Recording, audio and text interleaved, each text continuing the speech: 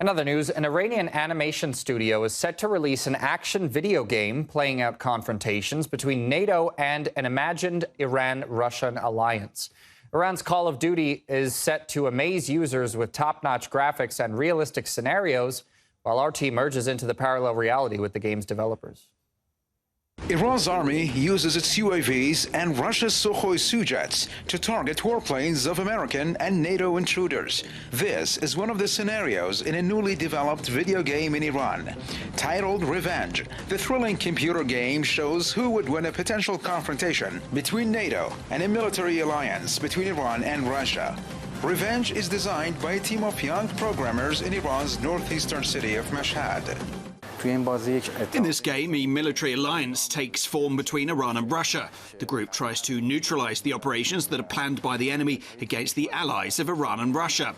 The alliance nips in the bud those operations before the enemy is able to carry them out. So the game is not about waging a war, but it's about preemptive strikes launched on the enemy's soil to thwart the enemy's attacks. The video game is comprised of 7 levels. In its first chapter, gamers need to penetrate a U.S. biological laboratory in Ukraine that generates mutated viruses that turn Ukrainian soldiers into zombies to attack Russian troops. The gamers try to stop the virus from spreading. One of the missions pulled off by Russia during the Ukraine conflict was to seize US biological labs in Ukraine that have been producing dangerous viruses. So we thought it is better to make this story more interesting and create an apocalyptic scenario in the game.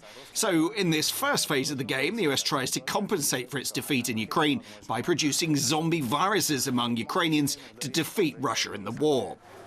The military equipment at the disposal of Iran, Russia and the US are depicted in the game in their subtlest details. Dimensions, capabilities, the speed of the aircraft and even military tactics reflect the real-time versions, making the game sound as realistic as possible.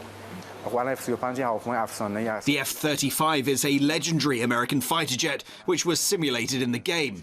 In the game we show that the plane engages in a dual battle with an Iranian drone. The Iranian UAV flies stealthily and destroys the F-36 jet. Russia's S-300 and S-400 and Iran's Bevar 737 defense systems are also available in the game. Its top-notch graphics, coupled with its innovative and creative action scenes and tactical scenarios, have won the game the title of Iran's Call of Duty. We try to develop the game to be on a par with games like Call of Duty. The game resembles American and world-class games in terms of graphics and quality, despite our limited facilities.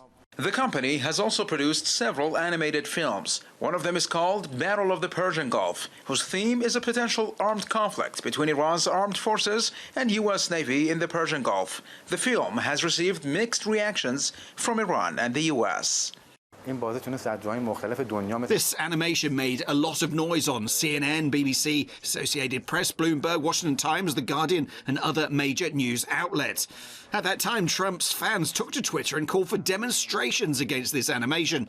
On the other side, Russian and Chinese news outlets were pleased with the fact that our animation depicted such a rivalry between Iran and the US in the Persian Gulf. Apart from the thrill factor, Revenge seems to be bridging reality with the virtual world, with strong messages that could be seen as directed at Iran's long-standing foe, the US.